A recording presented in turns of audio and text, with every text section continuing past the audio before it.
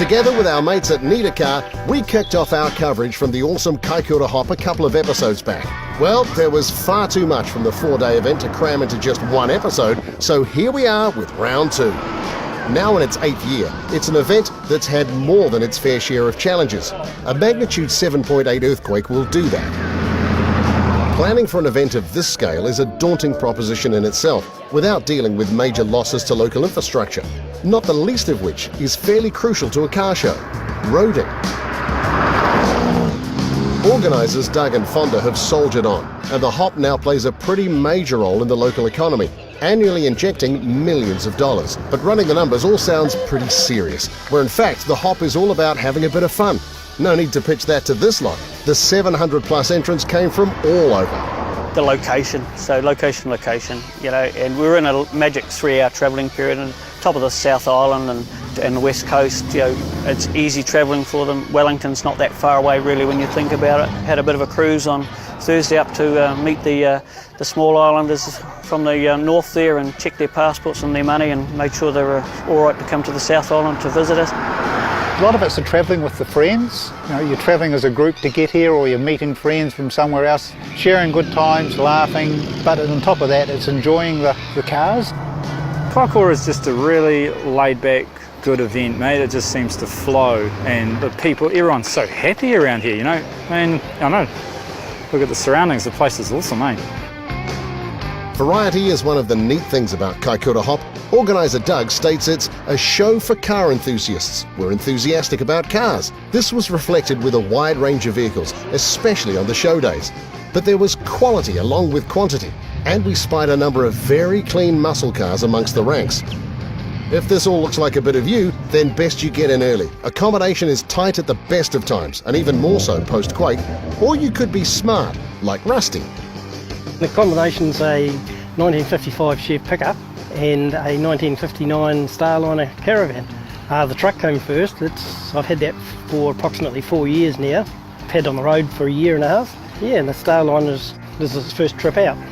There's plenty of similarities when building a caravan versus a car, except perhaps the starting point. Yeah, basically the best idea probably is to take it right to pieces. So I done the inside first and then applied the aluminium on the outside last. So it was sort of back to front building away, but yeah. I believe it was 4 years they were made. There's basically 2 different shapes, and then they ceased production, so they're quite a short run, but because of the shape of them, they're extremely popular. And the tow truck wasn't a bad bit of kit either. We've got a 327 Chevy in it and a 350 Auto. Yeah, the later model diff, so it's a bit of an economical runner.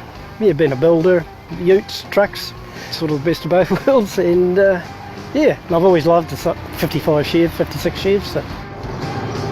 A maiden voyage for our next interview victim too. The GTO finished mere hours before departing Cromwell. Just one of the car's stories.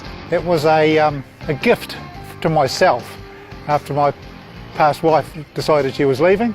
So this was I swapped my wife for a car. It's a 1971 Pontiac GTO. It was on Trade Me, and at that stage it was all dressed up in the Judge decals. Just recently I thought, no, I'll change it. Just put it back to the GTO because that's what it really is. When we went to fix it, it had a few bubbles under the vinyl roof, but it was absolutely had it under there. So we decided we'd bare metal the whole car, and a year later, here it is. So it's running a 400 engine with a 600 4-barrel carb on it. Since I've got it, I've put alloy heads on it and a new intake manifold, changed the mufflers, put a gear vendor's overdrive unit into it. Instead of doing around about 12 miles to the gallon, I'm now going about 15 to 17, which is a little bit more economical, but not much. So, but if you're going to worry about petrol, you don't worry about having one of those, do you? What's the use of having a car if you can't drive it? And it's already got a stone chip on it from on the trip up, but that's life, and that's the way it is with classic cars. When you drive them, you drive them, and that's what they're for. A car with a crowd around it for most of the weekend was John's Essex, probably trying to work out what on earth it was. It started out as a 4-door 1930 Essex Challenger. It was a $50 body that the vintage car boys didn't even want. Just I wanted a car that no one else had had. I'd had lots of V8s, but there'd been other people's. So I turn up at the show now and it's my car, and I'm lucky enough to have a boy that's talented enough with a cutting disc, 2.5 inches out of the roof. Took the back doors out obviously, closed them in, made it like a wee panel van. I kind of like being a bit of a boy and skid it up, but this particular car won't skid up. It seems to drop its back end and disappears away in a real hurry, which is quite exciting. Up front, a 671 blower feeds a low compression 454, and just as well too. Everybody says it would be a light car, but we put it over the weighbridge and it came in at 1.6 tonne, so it's a heavy little car, sits on the road nicely, no power steering, so a bit agricultural in the steering department. And people say, what is it? I said, it's a hot rod, mate, nothing else. It's angry, it looks cool, makes you feel good when you go past the shop window and look at it. It's just a fun wee car. I don't know whether it's loud or what it is, but it's just cool. No arguments from us, but the best part, despite its one-off restyling, it's far from wrapped in cotton wool. Yeah, it's all steel, and I'm lucky enough, Michael Stewart, my son, made it. When I plug his business, Michael Stewart Restoration, and he says, Dad, it's only steel, we can fix it, you know. Yeah, we're going to use it.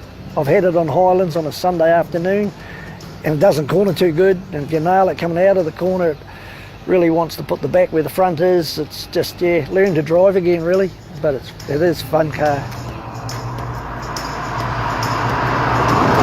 After 4 days of everything from shed raids to show and shines under the sunny Kaikoura skies, the 8th hop comes to a close and the 700 strong started making their way home.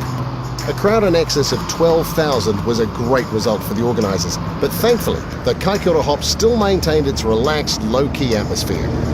Doesn't matter where you live, we'd highly recommend making a big circle around September the 19th to the 22nd in your 2019 calendar.